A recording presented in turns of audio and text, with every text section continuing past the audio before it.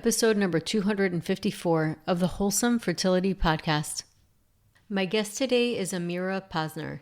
Amira was on this podcast very early on when I first started the podcast, and her episode is episode number 38 if you want to check it out after listening to this episode. Amira and her husband experienced secondary infertility. After several failed IUIs, Amira eventually conceived her twins through IVF. It was her own personal experience with infertility that was the catalyst of her founding Healing Infertility.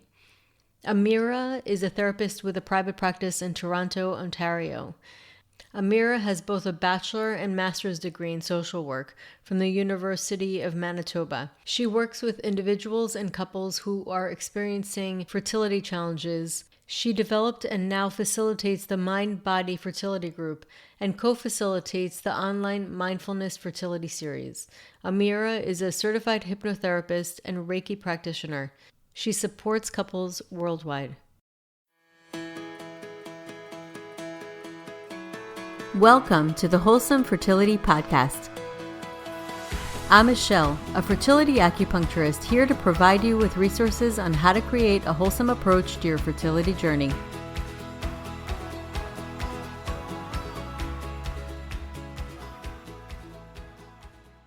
So, welcome back to the podcast, Amira. Thank you. It's so good to be here, Michelle. Nice to see you. So nice to see you. It's been a while. I had mentioned earlier in the intro where people can find your first episode, but we want to talk about mental health when it comes to the fertility journey, because I don't think people realize just how much of a challenge and an impact it has. And it almost feels like this silent thing that people don't, like, just the community doesn't even realize just how much of an impact it has on a person's psyche. And I've even heard of it compared to a cancer diagnosis. So I wanted to talk about that because it is such an important aspect of what you do. Totally. And I think one of the reasons why people don't talk about it is because it's invisible and there's a lot of shame that is associated with it. That people feel going through it. They don't want to talk about it. But it's interesting because mental health is a huge piece. And here in Canada, there are some fertility clinics that actually require you to speak to the counselor. Oh, wow. Prior to even starting treatment. So that is so good to hear. That's really amazing. I wish they did that everywhere. I know. And, some people show up because they have to, and most are really keen, and some find it annoying, but, most really feel grateful that they get the opportunity to talk about their feelings and, learn that they're not alone and, maybe hear other people's stories and just get some perspective and set up expectations. I think this is a huge part of it, is that when people are experiencing challenges or they're new to something that's happening in their life, at first it can feel very isolating, and it can also feel like you're the only one. So that was an important thing that you mentioned, is not knowing that you're not alone and that there are certain ways to describe what you're feeling. Because I think that when words are given and something is described and validated, it opens you up to a much better understanding or some sense of control, even though there's not a lot of it, but it's some sense of control, at least to recognize what it is that you're going through rather than feeling like you're in the dark. Totally. And then also, if you're in a support group with other women, just hearing other people, also seeing them go through it as well, right? Because you're not alone, anyone who's watching this. Yeah. And the whole physical experience going through IVF and fertility treatment, and then there's an emotional part, and they're not always aligned. Definitely. And what are some of the common challenges that you see with couples? I know that obviously every journey is individual, but what are some of the common things just for people to hear, because I think that, again, when you do put things into words, it can bring a lot of comfort for people to hear that they're not the only ones going through it. Yeah. So I think one of the most common themes of either an individual or a couple going through is this feeling of despair, just this feeling like there's something wrong with their body, and almost like a foreshadowing into the future that it's just never going to work. Today I met with this woman, and she was an architect. So she comes from like just a very different background. And she was looking at her fertility journey through this architect brain. Yeah. It wasn't working for her. Right. And in what sense? Because I do think that, yeah, you do get conditioned to whatever it is that you're doing as a living. It really does condition you. I mean, I worked in New York City and I worked in architecture. So you definitely get conditioned to approach things in a certain mindset. So specifically, like, what did you notice? And then what did you feel would be an alternative that would help? So for her, she had experienced two losses. And so for her, that meant that it hasn't worked twice, so it's never going to work. And we looked at all the evidence in her situation, and there were so many positive aspects. So trying to have her step outside the box and broaden her perspective and sort of zoom out. And it's easier said than done. And you can't always be in the right state to do it, right? Yeah. But she was, and she was able to kind of look at her situation from different perspectives and see how she was very narrow in how she was viewing it. And I mean, none of this takes away the emotional pain that she experienced. So, talking about addressing the grief and, allowing herself, one of the losses was quite recently, like a couple weeks ago. So, Oh, wow. helping her sort of grieve it and go through it and then begin again. And obviously it doesn't mean that she's never going to conceive, and it doesn't mean that all of her eggs are bad, right? Yeah. So I mean, I've seen that. I've seen that a lot of people who have gone through losses have eventually gone on to conceive. And I also have seen that your past doesn't predict your future. However, when you are going through it, it can feel really daunting, and because you just don't want to go through that again. So you feel like you're almost like signing yourself up to go through really something that's so tragic that I've just heard from so many of my patients. So it is tough. I mean, I actually just had one of my patients, she gave birth to a baby, but she's gone through like so many losses, and she was so scared throughout the whole pregnancy. Everything brought up fears. So it is really difficult. Like, how do you guide people to get through those difficulties and yeah. triggers? So I have found in my work with women, yes, that the anxiety, it is carried with you throughout the 10 months, but it does on some level, as things progress in a positive way, dissipate. And those are really helpful times when it dissipates. Yeah.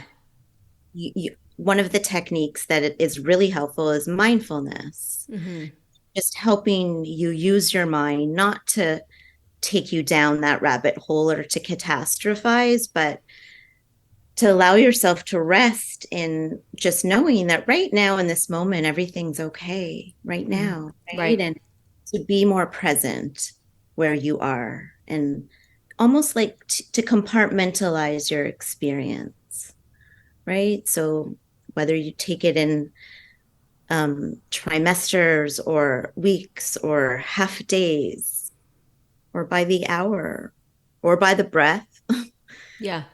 right?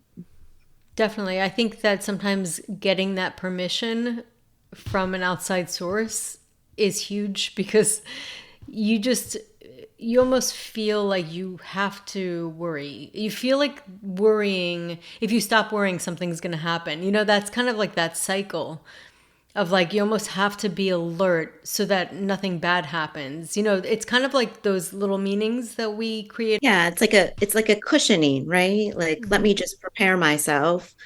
Um, but I think the energy that is put towards that can be used in a better way.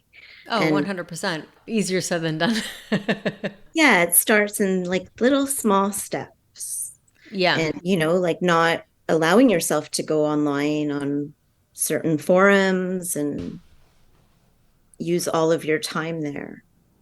Right, because then you can read some pretty scary stories, and then it takes you down another spiral, and it's just kind of like things that may, like, probably won't even happen, but it's kind of like how our minds want to just get a sense of control. But I do understand it's very natural to go into this research mode, Yeah, but sometimes that could definitely increase and exacerbate like anxiety and like worry, and so it kind of increases that suffering. exactly.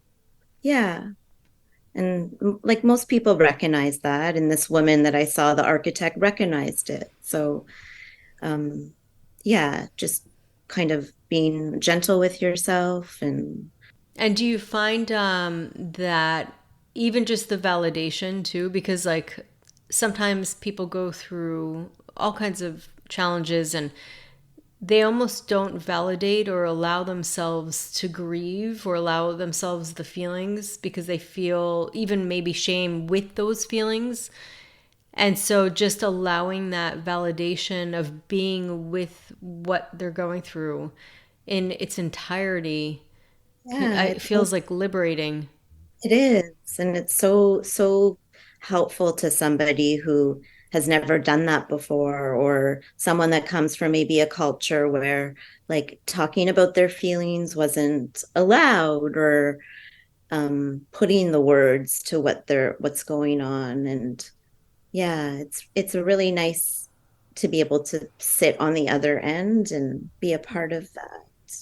No doubt. And so, what are some of the tips or suggestions you have for people to bring in mindfulness? Because I know that when you are triggered, the last thing you feel is mindful because you get so, you almost forget to be mindful. So, are there certain ways that Yeah. people can really bring that into their life?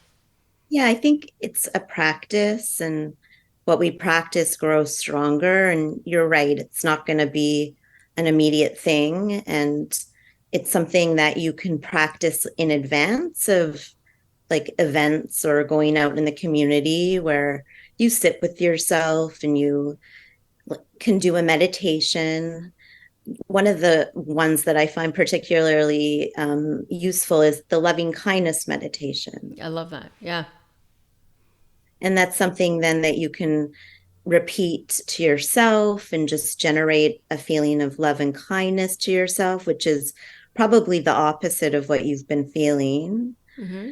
And then the meditation takes you through other people in your life so you can offer it to them. It's just a really feel good meditation, and then you just are in a better headspace. Yeah. Also practicing being present so that when you have to go out in the community or to these situations, that there's a difference, right? You can be there in your head thinking about all of this and ruminating and worrying and comparing and wondering what people are thinking or what they're going to ask you, or you can be there in like your body present Mm-hmm. and in that moment, right? And grounding yourself, which is mindfulness. So, Totally. And I think that sometimes people don't realize that they can actually get to a place like that when they're dealing with this type of challenge. right. It's like the Right. belief in your ability to actually be present and be okay. Yeah.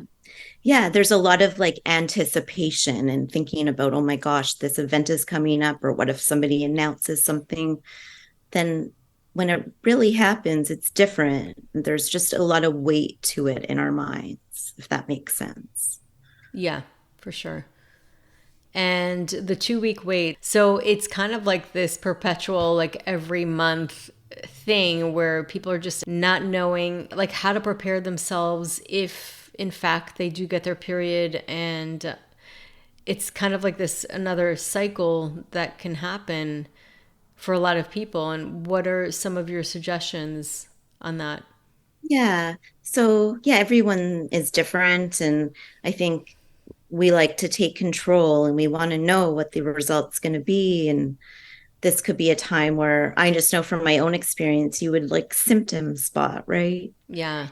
And I think as intuitive as we are with our bodies, right now, we have to let that go because sometimes when we're so close to something, we've lost it, what it really is, Mm-hmm. right?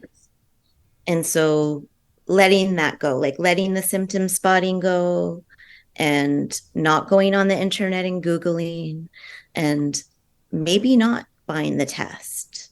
And I think sometimes when you test early, you're just drawn into this drama. That's what I call it. Mm-hmm. You know, if it, maybe I tested too early. So then you get another test and like you weren't satisfied with that. Or maybe you did test positive, but the line's not dark enough, right? That's what Mm-hmm. I mean by the drama. Mm-hmm. So what I found in my work with this is that women that can sort of like let it come naturally actually fare like it's a little bit easier. And I'm not sure why, but just like hold off and let your body like do its thing. And then if you're pregnant, you won't get your period, or and if you're not pregnant, you'll get your period, right? Mm-hmm. So wait for your period is what I'm saying. Don't go test. Right. What I found is that's been emotionally easier. I know you wouldn't think Interesting. so, but Yeah. just letting go of that control, sort of. Yes, I get it. Yeah. Yeah. That makes sense. I mean, it's kind of like just allowing it to be, almost giving it like to do its thing. I always often tell people find something to do, like where you're occupied, because sometimes that's the best thing. Is just Distraction. really like distract yourself, but like with other things, things that you enjoy, Yeah. so that you're not sitting at home and thinking about it or looking on Google, because it is very hard to say don't, because you say don't and then you want to do that don't thing. So distraction's a great technique. Really like finding a book that you can get into. It's just like a whole other escape, Hmm. or doing meditation, Hmm. listening to podcasts, self-care, Hmm. right? Giving to yourself.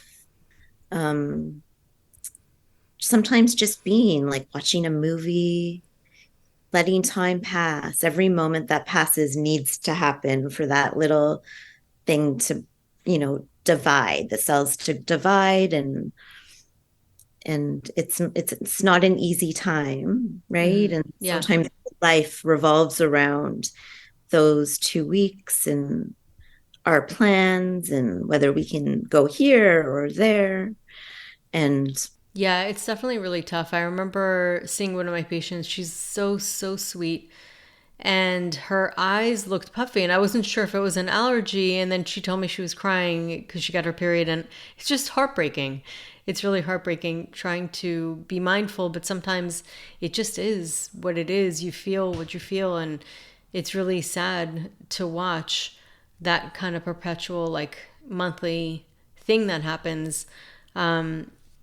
So it is tough. I often say like just, the validation aspect of it, but then also allowing yourself to feel joy or finding those things that typically you would shelf because you think that you can't feel that until you iron out. It's kind of like that open loop that we want to complete.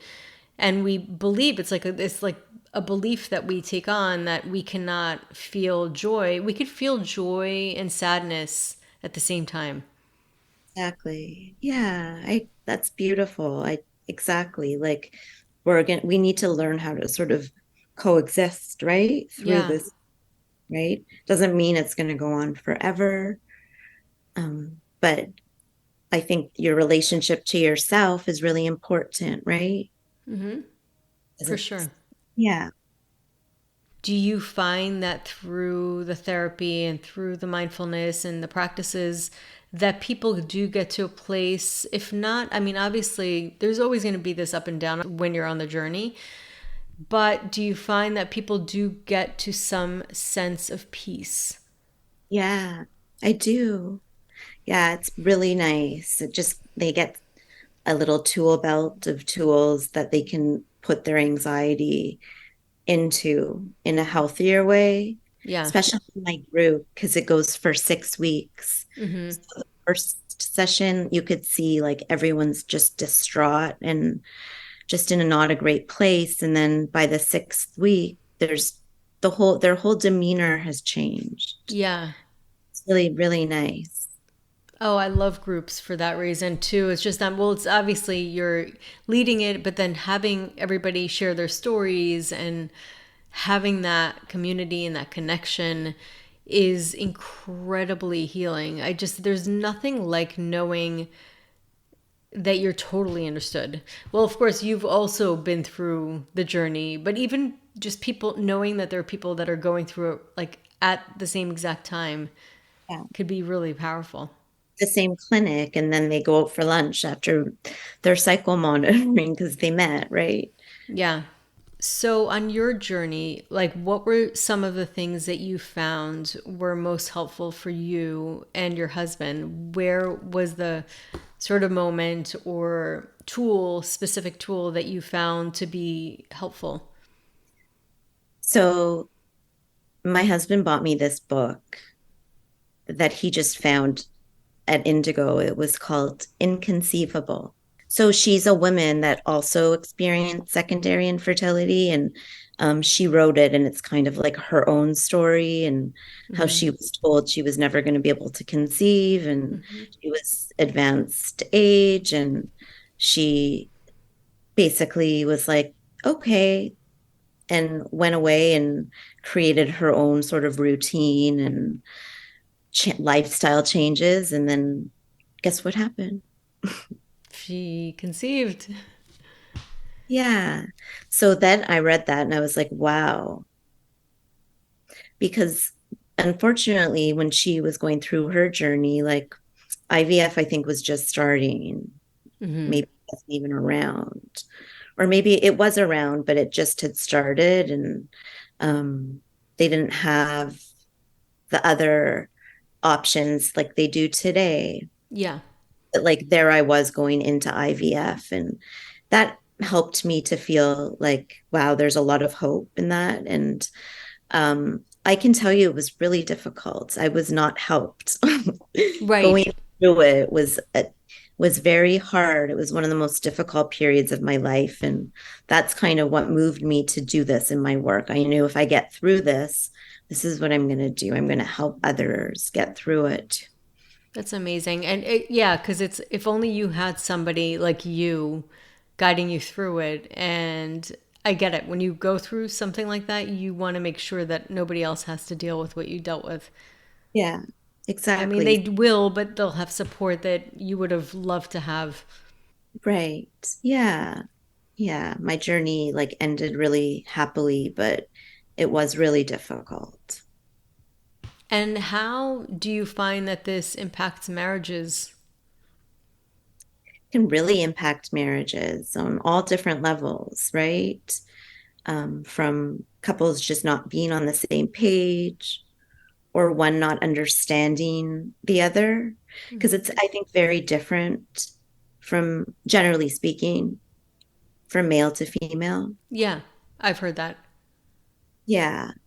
So sometimes it's hard for us to understand how the other person's feeling and how they're processing it. And Yeah, because sometimes you have certain feelings and you process it a certain way and you assume that another person who processes it differently because they're processing it differently they're feeling differently, but that's not the case.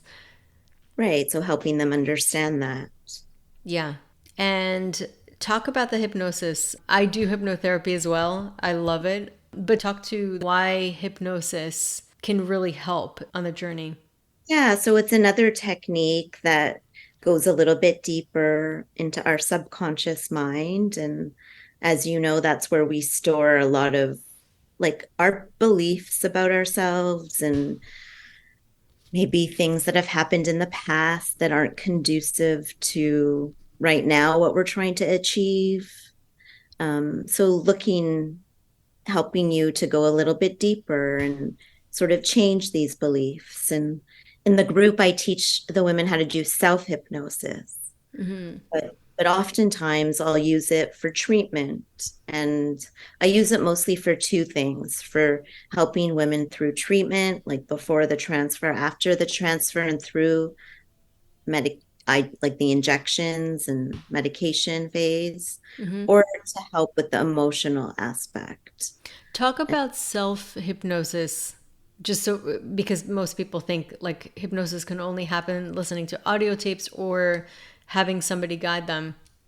So it's giving you sort of like a foundation, just helping you understand, like getting in a relaxed state and like the critical factor, piecing your mind and coming up with something that you can subscribe to and want to believe, and then helping to get you in a relaxed state. And then it's funny, in the group, I hypnotize them to learn how to do self-hypnosis. That's amazing. I love that.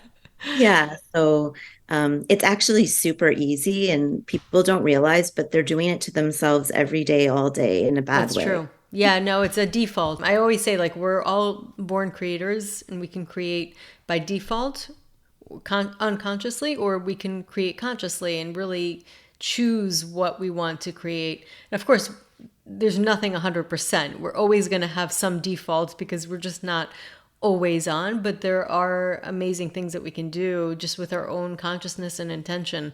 So it could be really powerful. I love your posts, like because you Oh, talk. thank you. Yeah, Think that what it is, and I feel very passionate about, because when I was younger, I did not feel very empowered. I'm sure everybody at one point or another didn't feel very empowered. And part of it was also through the medical community.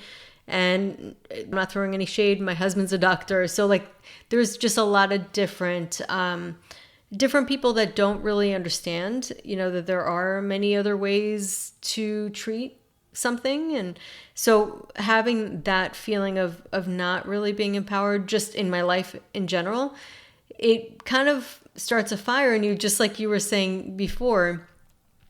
You want to let people know they actually have power. If only people knew that they had the power to not suffer and to get themselves through, and even like physically, like mind, body. And I mean, we're just starting to discover all of that. So it becomes a passion because you're just like, people need to know about this. totally. So I also wanted to talk about identification because that's huge. I always find that that's a big one.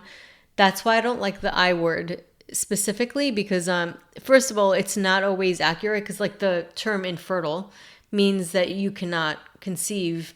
So, but people hear that and they kind of take that on, and words are so powerful. So Labels are that's so. practice, Yep. right? Yeah. When a doctor tells you like and I can't tell you, I An can. authority figure, right? Because for hypnosis, you need to really rely on the person that is giving you those words. So authority figures by nature, which could be a doctor, a parent, by nature opens you up to getting hypnotized to whatever they say. Yeah, yeah, yeah, exactly. So I don't like labels, and I don't like diet, like putting, like, yeah, sometimes there is evidence and there are issues, but I don't like the word infertility, and um I don't like absolutes. Yeah. Can't tell you how many times women have been told to use an egg donor, and maybe, they're gonna look into it and then they get pregnant. Naturally, without anything. I know. I've had those patients. It's pretty crazy. Or even Yes. just people that have come on the podcast have told me stories. Just there's so many stories like that. Yeah, we're not our diagnoses, right? We're so much more than our personality, too. I mean, we're just so much more as humans. That's the human condition, is that we just don't realize who we are. We forgot our power and the majesticness of us. Right. And like the further down we go, the further away we get from it, right? Yes. And I love, how you talk about mindfulness, because I do believe that awareness, and that's why I think meditation it opens you to an awareness of yourself. And it also opens you up to this like cosmic intelligence. And we see that now in science, how it impacts the brain, wakes up areas of the brain, and also protects you from depression. It's crazy. There's so many amazing things that can happen from just sitting in silence and observing yourself. Yeah. I think it's fascinating. Yeah, no doubt. So, for people who want to find you and learn more about what you offer, how can people find you? So you can find me on Instagram or online. I'm at healinginfertility.ca. And I've done a lot of writing about fertility, and I'm happy to chat. If you have any questions, you can reach out. And you do telemedicine as well, or telehealth? Yeah, I do. Awesome. Well, Amira, I think that what you're doing is amazing, empowering so many couples. So, thank you so much for coming on today. Thank you so much for having me. It was so great chatting with you. So that concludes today's episode. You can find all of the links mentioned on the episode notes. If you're enjoying these episodes, please take a moment to share and leave a review. Reviews mean everything to podcasters, and I really enjoy hearing from my listeners. You can also find me on my website at www.thewholesomelotus.com or email me at info@thewholesomelotus.com. I love hearing from my listeners. If you're interested and want updates as well as a free ebook on my top 10 fertility boosting habits, you can visit my fertility page on www.thewholesomelotus.com. I thank you so much for listening in and hope that you have a beautiful day.